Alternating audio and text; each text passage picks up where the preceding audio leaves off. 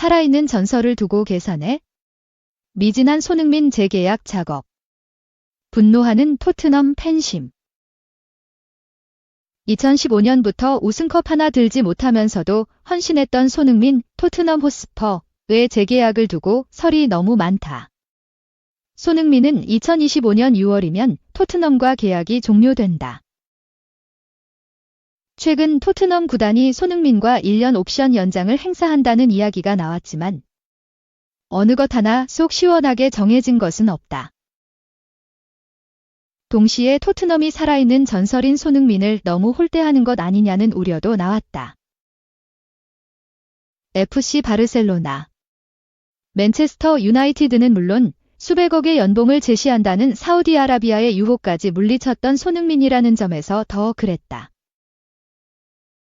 일부에서는 실리적인 구단 운영을 하는 다니엘 레비 회장의 스타일이라는 지적도 있다. 영국 대중지 데일리 메일은 토트넘은 손흥민을 통해 엄청난 수익을 얻었다. 그리고 재계약이 아닌 옵션 행사는 손흥민에게 연봉 인상 등 돈이 들어가는 일을 만들지 않겠다는 뜻과 같다라고 분석했다.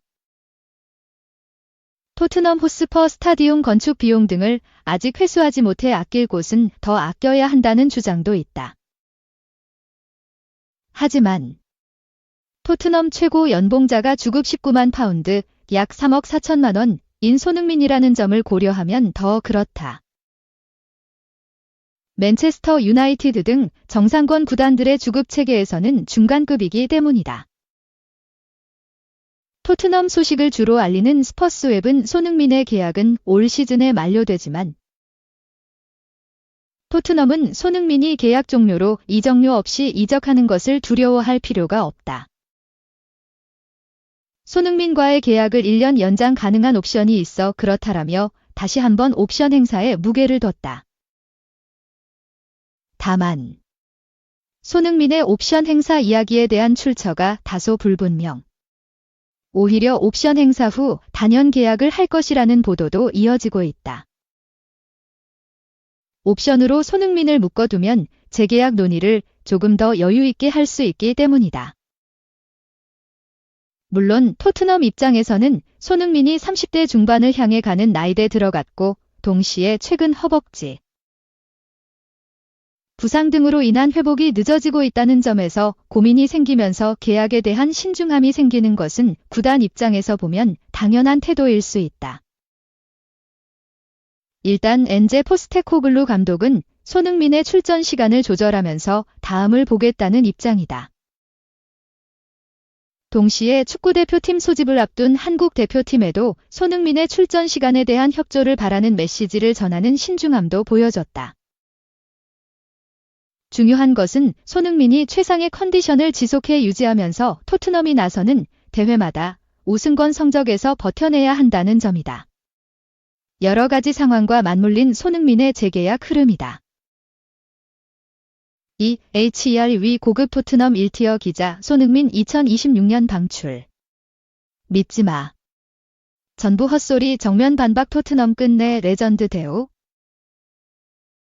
영국 매체 TBR 풋볼은 6일 한국 시간 손흥민 측이 토트넘의 연장 옵션 발동 이후 재계약 논의가 없다는 소식을 듣고 충격을 받았다고 보도했다.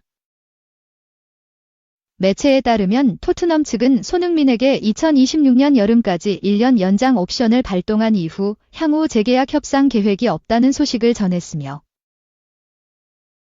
손흥민의 측근들이 크게 놀랐다고 알렸다. 토트넘의 충격적인 결단을 보도했던 그레이엄 베일리 기자는 또 다른 매체 스퍼스 뉴스를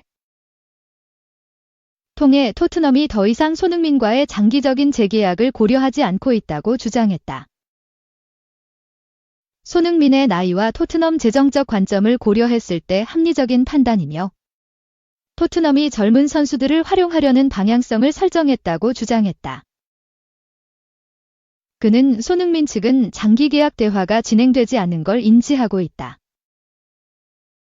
손흥민과 토트넘이기 때문에 새 계약을 완전히 배제할 수 없지만 지금 당장은 재계약할 생각이 없다. 토트넘 입장에서 모하메드 살라보다 더 압박하고 있다. 비즈니스 관점에서 토트넘은 현실적이어야 한다.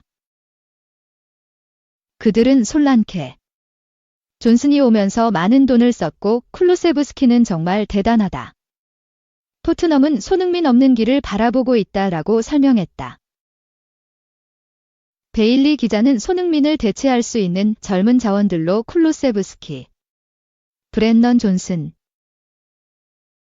마이키 무어 등을 언급하며 토트넘이 미래를 준비하고 있다고 주장했다. 이어 토트넘 팬들이 해리 케인과의 이별을 받아들인 것처럼 손흥민과도 작별을 고해야 할 때가 올 것이라고 확신에 더욱 큰 충격을 안겼다. 보도가 확산되자 토트넘 내부 사정에 정통한 폴 오키프가 이와 관련된 논란을 일축했다. 오키프는 SNS에서 한 팬이 베일리의 보도에 대해 묻자 그 출처가 베일리잖아.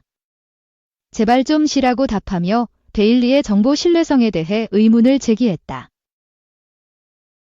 오키프는 TBR 풋볼의 보도를 대수롭지 않게 여기며 손흥민과 토트넘의 관계가 끈끈하다고 강조했다. 오키프는 종종 토트넘의 내부 정보를 정확하게 파악하고 전달해 반전 분위기가 만들어지고 있다. 영국 매체 텔레그래프는 토트넘이 손흥민과의 계약 연장 옵션을 발동할 계획이 있다고 보도하며 현재로서는 내년 여름 만료되는 손흥민의 계약을 2026년까지 연장할 권리를 가지고 있다고 밝혔다. 손흥민의 토트넘 입단 이후 9시즌 동안 보여준 헌신과 경기력은 중요한 성과로 평가받고 있으며 구단은 그의 가치를 높이 평가하고 있는 것으로 전해졌다. 이로 인해 토트넘은 일단 손흥민의 1년 연장 옵션을 발동할 참이다. 손흥민은 2015년 바이엘 레버쿠젠에서 이적한 이후 데뷔 시즌 부침을 제외하면 꾸준히 토트넘 간판 선수로 활약했다. 프리미어리그 310경기 123골을 기록. 리그 전체 득점 순위 19위에 올라 있으며 스티븐 제라드, 로멜루 루카쿠를 넘어선 기록이다. 손흥민의 다음 목표는 로비 킨 125골과 니콜라스 아넬카 125골로 이를 달성하면 프리미어리그 역대 득점 17위에 올라서게 된다. 2021년에는 장기 재계약을 체결하면서 토트넘과 끈끈한 유대감을 과시했다. 지난해 여름에는 팀 주장 완장을 차며 토트넘의 레전드로 자리 잡아가고 있다. 방출설 등에도 불구하고 토트넘이 그의 1년 연장 옵션을 발동할 것이라는 전망은 손흥민이 구단 내에서 여전히 중요한 위치를 차지하고 있음을 보여준다.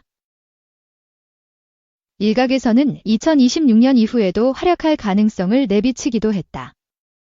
영국 매체 호스퍼 HQ는 토트넘에는 시즌 종료 후 계약 만료되는 선수들이 많다. 손흥민도 계약 만료를 앞두고 있는데 팬들이 생각하는 우려 없이 토트넘에서 더 오래 머물게 됐다. 손흥민은 토트넘의 전설로 자리 잡게 될 것이라며 1년 연장 옵션 발동을 보도했다. 손흥민 연장 옵션 발동 소식에 전 토트넘 스카우트 브라이언 킹이 토트넘 뉴스와 독점 인터뷰에서 팀에 손흥민 같은 중요한 선수가 있다면 당연히 더 오랫동안 함께하고 싶을 것이라고 말했다. 손흥민이 토트넘에 남아있는 것만으로도 포스테코글루 감독과 팀 전체에 큰 힘이 될 것이라고 평가하며 손흥민의 연장 계약을 환영했다. 3기강인 변함없이 신뢰한다. 챔스 부진 PSG 루이스 엘리케. 취재진 공격에도 두둔. PSG는 7일 오전 한국 시간 프랑스 파리에서 열린 2024에서 25 시즌 UEFA 챔피언스리그 페이즈 4차전에서 엔마드리드에 1대2로 졌다. 이강인은 이날 경기에서 후반 22분 교체 출전해 20분 남짓 활약했다. 이강인은 PSG에서 자신의 50번째 경기를 치렀다. PSG는 엔마드리드전 패배로 1승 1무 2패, 승점 4점의 성적과 함께 올 시즌 UEFA 챔피언스리그 본선에서 36개 팀 중 25위에 머물게 됐다. PSG는 엔마드리드를 상대로 아센시오가 최전방에 위치했고 바르콜라와 덴벨레가 측면 공격을 이끌었다. 네베스, 비티냐, 에메리는 중원을 구성했고 멘데스, 파초, 마르퀴뇨스, 하키미가 수비를 맡았다. 골문은 돈나룸마가 지켰다. 양팀의 경기에서 PSG는 전반 14분 에메리가 선제골을 터뜨렸다. 에메리는 덴벨레의 패스와 함께 페널티 에어리어 한복판을 침투해 오른발 로빙 슈팅으로 에드마드리드 골망을 흔들었다. 반격에 나선 에드마드리드는 전반 18분 몰리나가 동점골을 기록했다. 몰리나는 팀 동료 시메오네의 크로스가 PSG 수비수 파초 맞고 굴절된 볼을 이어받아 페널티 에어리어 한복판에서 왼발 슈팅으로 PSG 골문 구석을 갈랐다. 양팀이 전반전 동안 한 골씩 주고받은 가운데 PSG는 후반 22분 네베스와 아센시오 대신 이강인과 루이스를 투입했다. 이어 후반 28분에는 에메리를 빼고 무아니를 출전시켜 공격적인 선수 교체를 이어갔다. PSG는 에드마드리드를 상대로 꾸준히 공격을 시도한 가운데 후반 45분 위협적인 왼발 중거리 슈팅을 때렸지만 골키퍼 오블락의 선방에 막혔다. 에드마드리드는 후반전 추가 시간 코레아가 극적인 역전 결승골을 성공시켰다. 속공 상황에서 그리즈만의 패스를 이어받은 코레아가 페널티 에어리어 오른쪽에서 왼발로 때린 슈팅은 PSG 골문 안으로 들어갔고 에드마드리드의 승리로 경기가 종료됐다. 이강인은 에드마드리드전에서 31번의 볼터치와 함께 20번 패스를 시도해 패스 성공률 95%를 기록했다. 이강인은 2번의 슈팅과 함께 한 차례 키패스를 기록하기도 했다.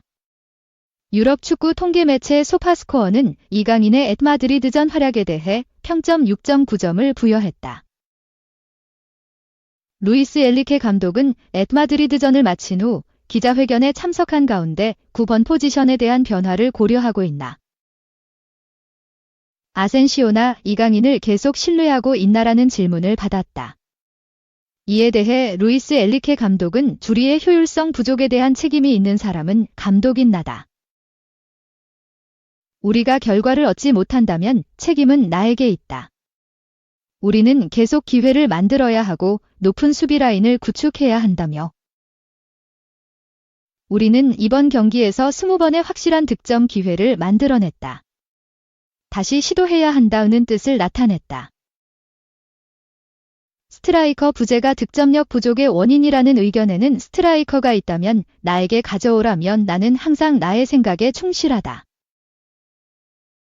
우리가 올바른 길을 가고 있다는 것은 의심의 여지가 없다고 언급했다.